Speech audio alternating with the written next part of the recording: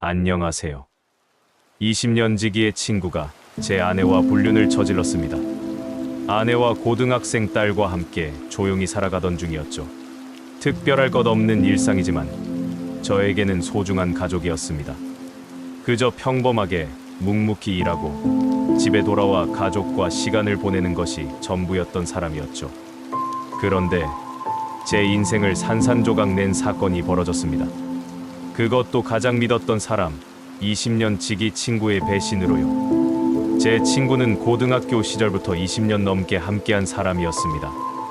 저희는 거의 형제처럼 지냈어요. 대학은 다르게 갔지만 졸업 후에도 종종 술을 마시며 인생을 논하고 서로의 고민을 나누던 그런 친구였습니다. 제 결혼식 사회도 그 친구가 봐줬고 딸이 태어났을 때도 가장 먼저 축하해준 사람이었죠. 그 친구는 저희 집에도 자주 놀러 왔습니다.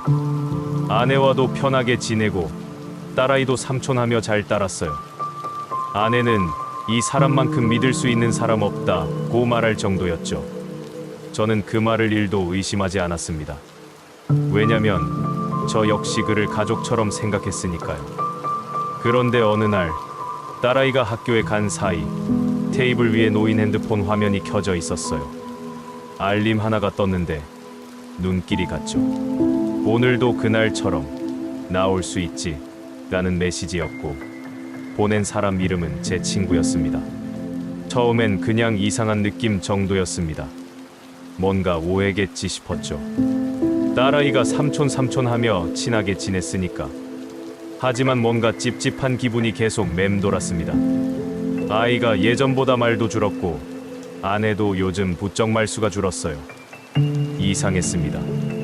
며칠 뒤 아내가 샤워하는 사이 그녀의 핸드폰이 울렸습니다. 문득 멈춰선 그 알림창. 또 제 친구의 이름이었습니다. 이번엔 사진이 첨부된 메시지였어요.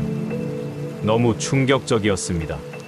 사진 속에는 아내와 제 친구가 함께 식사를 하는 장면이 담겨 있었죠. 그냥 식사도 아니었습니다. 아내가 친구의 손을 잡고 있었고 배경은 제가 일 때문에 참석하지 못했던 딸아이 생일 파티였습니다. 두 사람은 딸아이와 함께 케이크를 자르고 있었습니다. 저 없이 심장이 쿵 내려앉았습니다. 이건 단순한 우정의 사진이 아니었어요. 제 자리를 친구가 대신하고 있는 듯한 그 장면. 숨이 막혔습니다. 그날 밤 잠을 이루지 못하고 거실에서 딸아이의 물건을 정리하던 중 서랍 안에서 일기장을 발견했습니다. 원래는 아이의 사생활이라 절대 보지 않지만 그날은 너무 불안했어요. 펴본 일기장에는 이런 내용이 적혀 있었습니다. 아빠, 미안해요. 사실 알고 있었어요. 삼촌이 자꾸 우리 집에 왔고 아빠 없는 날마다 엄마랑 둘이 방에 있었어요. 그걸 봤지만 무서워서 말하지 못했어요. 엄마가 우는 걸 봤어요. 삼촌이 화내는 것도 들었고 엄마는 그러면서도 날 꼭 안아줬어요. 무섭지만 아무 말도 할 수 없었어요. 그 글을 읽는데 가슴이 찢어지는 줄 알았습니다.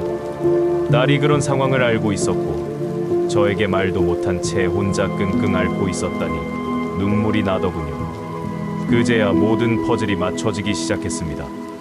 아내의 이상한 행동, 딸의 불안한 눈빛, 그리고 친구의 잦은 방문. 저는 그날 밤 아무 말 없이 집을 나왔습니다. 그리고 제 친구를 찾아갔습니다. 친구는 의외로 담담했습니다. 오히려 뻔뻔하더군요. 제가 조용히 말했습니다. 너 무슨 짓을 한 거냐? 그 친구는 웃으며 말했습니다. 너는 항상 가졌잖아. 좋은 아내, 귀여운 딸, 안정된 직장. 난 가진 거 없었지. 그냥 잠깐 빌린 거야. 그 말에 제 분노는 극에 달했습니다. 빌렸다고요? 사람의 마음을, 가족을, 인생을. 그는 모든 걸 계획하고 있었습니다. 제가 없는 사이 집에 들르고 아내의 약점을 이용해서 가까워졌습니다. 저는 바로 집으로 돌아와 아내에게 물었습니다. 처음엔 부인하더군요. 하지만 딸의 일기장을 보여주자 그녀는 결국 무너졌습니다. 아내는 울면서 말했습니다. 친구가 처음엔 고민을 들어주는 척 접근했고 제게 돈을 빌린 뒤 갚지 못하자 협박을 했다고요.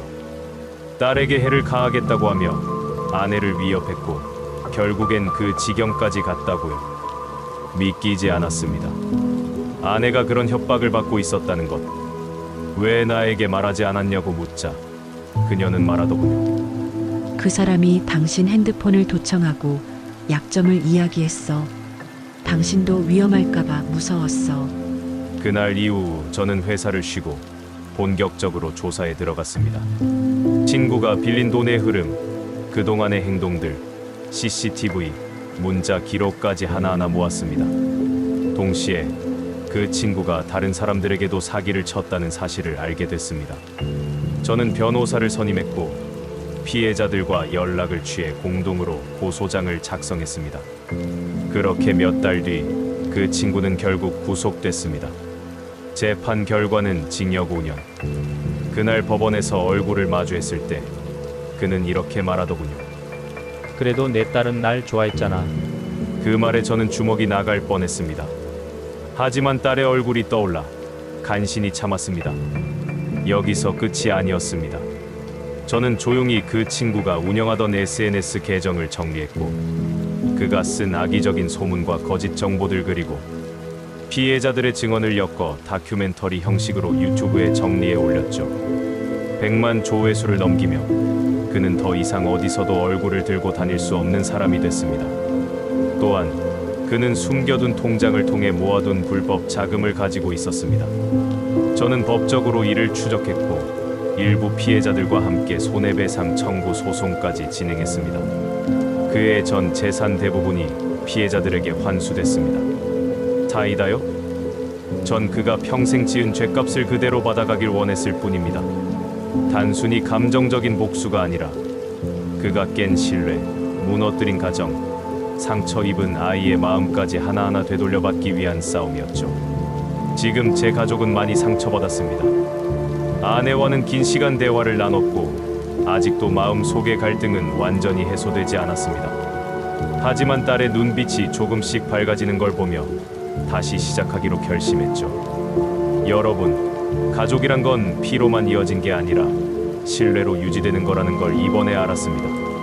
그리고 가장 가까운 사람이 가장 위험할 수도 있다는 것도요. 이 이야기를 듣고 계신 여러분이라면 이런 배신을 어떻게 받아들이시겠습니까? 댓글로 여러분의 생각을 남겨주세요. 그리고 다음 이야기도 기대해주세요. 구독과 좋아요는 큰 힘이 됩니다.